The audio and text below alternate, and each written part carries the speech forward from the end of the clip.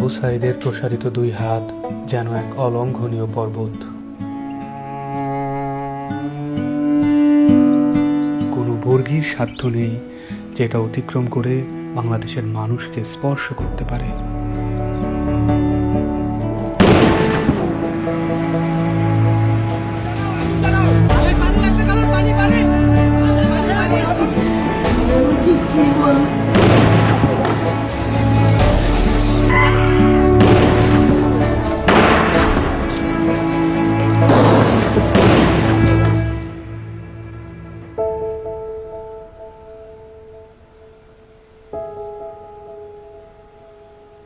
জুলাইয়ের পর থেকে বাবা প্রতিদিনই রাস্তার আশেপাশে হাঁটাহাঁটি করেন। কখনো আবার নির্বাক দাঁড়িয়ে থাকেন। উনি সামনের দিকে তাকিয়ে থাকেন, কিন্তু আসলে কোনো দিকেই তাকান না।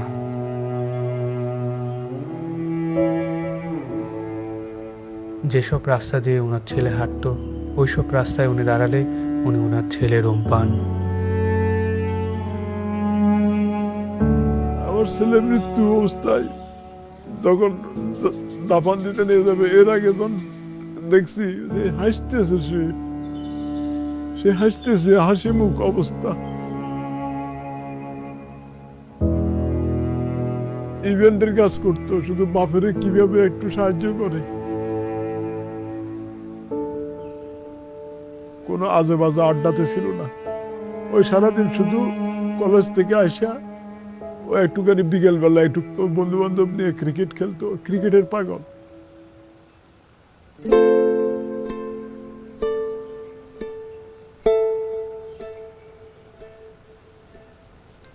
যে আমার পায়ের পাতা আছে এরকম একটা অনুভূতি হতো, কিন্তু আমি যখন হাত দিতাম তখন থেকে আমার পায়ের পাতা নেই, এরকম একটা প্রচুর অনুভূতি হতো। আমি অনেক কান্না করতাম। এই ব্যথার চেয়ে আমার ওই অনুভূতিগুলো আমার বেশি হতো, যে আমার পা আছে, আমি যখন হাত দিই তখন থেকে আমার পা নাই।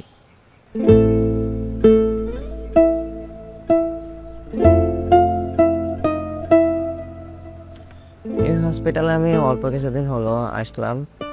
পা দিয়ে নতুনভাবে হাঁটা শিখতে আসছি, মানে ছোটকালে যেভাবে হাঁটা শিখেছে মা, ওই রকমের এখানেও হাঁটা শিখাচ্ছে আর কি।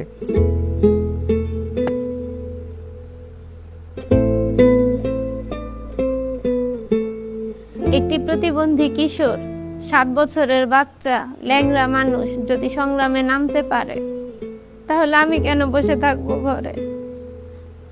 একদিন তো মরতেই হবে, তাই মৃত্যুর ভয় করে স্বার্থপরের মতো ঘরে বসে না থেকে গুলি খেয়ে বীরের মতো মৃত্যু অধিক শ্রেষ্ঠ। আমি যদি বেঁচে না ফিরি, তবে কষ্ট না পেয়ে গর্বিত হয়েও জীবনের প্রতিটি ভুলের জন্য ক্ষমা চাই। আনাস।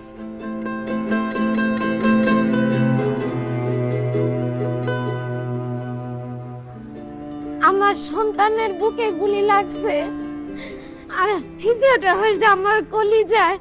আল্লাহ পাক যতদিন আমাকে হায়াত দিছে, আমি এই হাহাকার নিয়ে বেঁচে থাকবো।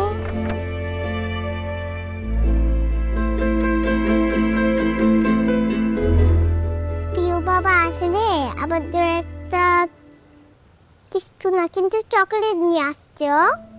প্রিয় বাবা নাই বাড়িতে, যখন বাইরে গেছে আর পুলিশ এসে ওকে ঘুড়ি মেরে দিছে। আই মিস ইউ প্রিয় বাবা।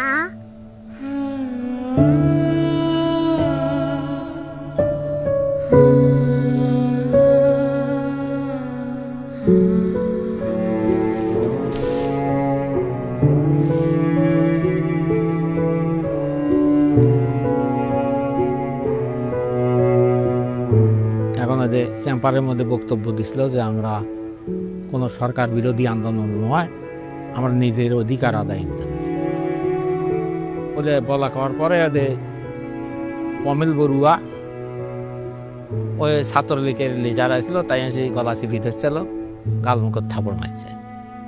এখন ওই জন্যই ওর জেদ ধরে শহীদ হলো কি এখন ওটার ব্যাখ্যাটা আর আমি জানি না।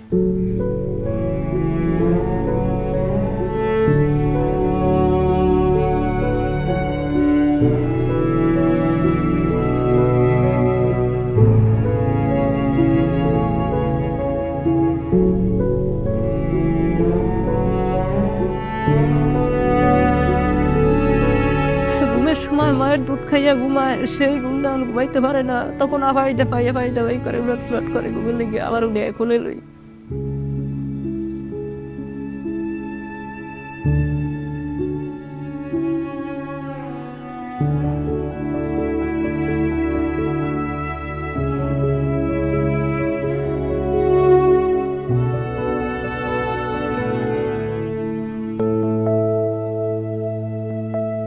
এখানে এসে যখন দেখি যে এখানে সবসময় ভাইয়া পড়াশোনা করতো, এই বিছানাতে থাকতো, এখন যখন দেখি ও নাই তখন একটা শূন্যতা কাজ করে মনের মধ্যে। খারাপ লাগে যখন দেখি যে ভাইয়া এই রুমে নাই। এই ছবিটা 18 জুলাই আমার আন্টি নাজিয়া খান ফেসবুকে পোস্ট করেছিল।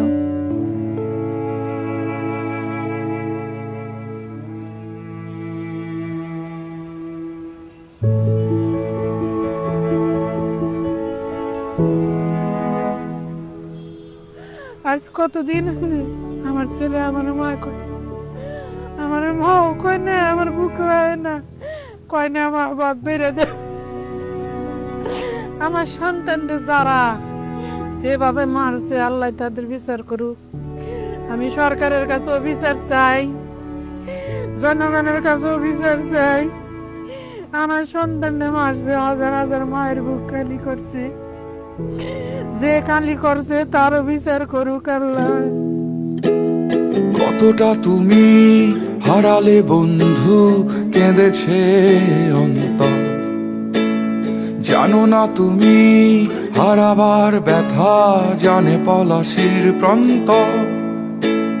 হারিয়ে গেছে যেখানে মায়ের সোনার নলুকখানি, গোলা ভরা ক্ষেতের ফসল, সাজানো ফুলদানি।